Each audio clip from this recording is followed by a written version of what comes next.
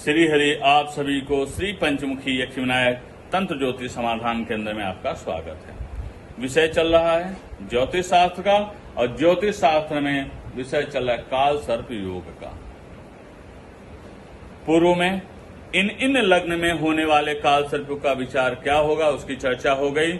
इन भाव में राहु और केतु का संबंध होता तो कौन कौन से काल सर्प योग होते हैं, इनका भी चर्चा हो चुकी। अब चल रहा है कि मुख्यतः काल सर्पियों का दो प्रभाव जीवन में है।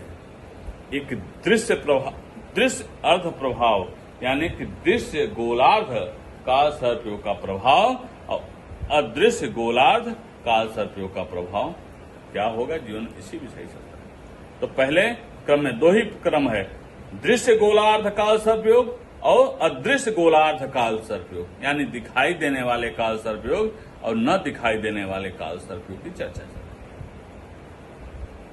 पूर्व के क्रम से आपको पूर्व की अध्यायों को अध्ययन कराया जा चुका है, बताया जा चुका है कि जीवन में क्या क्या प्रभाव होगा।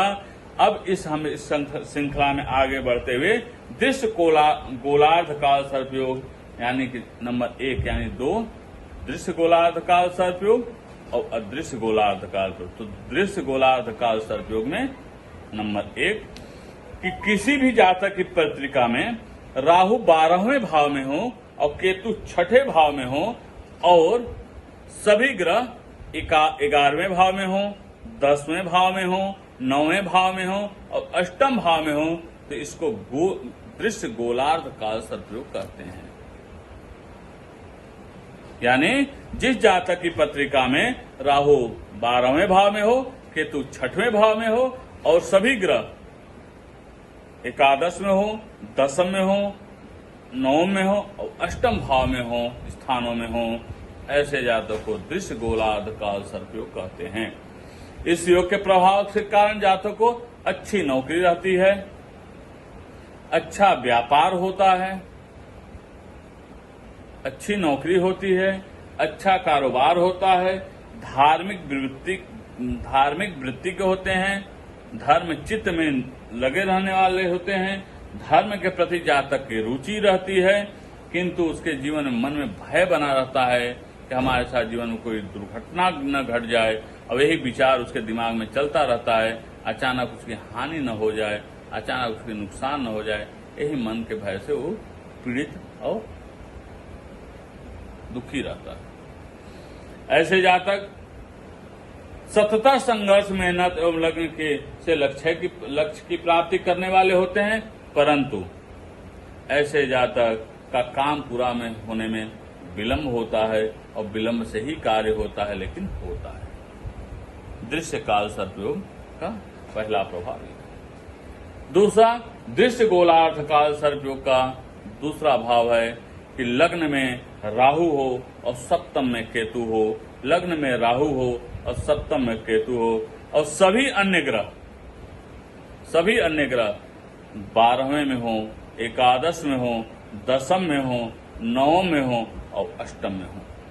यानी कि क्रमबद्ध में 12, 11, 10म, 9म, 8म भाव में सभी ग्रह विद्यमान हो, तो ऐसे व्यक्ति को दृश्य गोलार्ध काल सर्पयोग कहते हैं।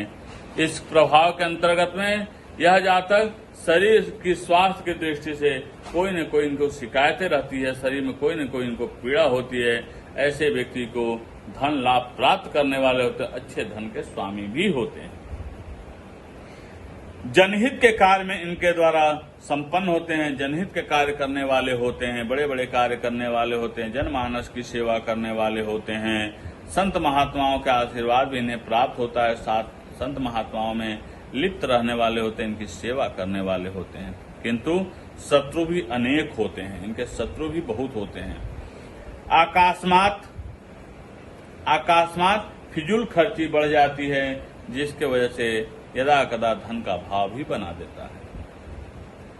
यही अदृश्य गोलार्ध काल सर्पयोग का प्रभाव बनता है कि ऐसे जातक को अगर लग्न में राहु हो और सप्तम में केतु हो, लग्न में राहु हो और सप्तम में केतु हो, 12वें भाव में, एकादश भाव में, 10म भाव में, 9म भाव में और 8म भाव में सभी ग्रहों, तो ऐसे जातक शारीरिक स्वास्थ्य के प्रति कोई न कोई इनको पीड़ा रहती है, शिकायतें बनी रहती है स्वास्थ्य को लेकर। परंतु ऐसे जातक उत्तम धन के स्वामी होते हैं और जनमानस की सेवा भाव रखते हैं, संतों का इनको आशीर्वाद प्राप्त होता है, संतों की सेवा करने वाले होते हैं, संतों की वचन का ध्यान रखने वाले होते हैं और संत वाणी को मानने वाले होते हैं। और अचानक आकस्मात यानी अचानक फिजूल खर्ची बढ़ जाने के कारण इनको यदा कदा धन का अभाव खड़ा कर देता है, बना देता है।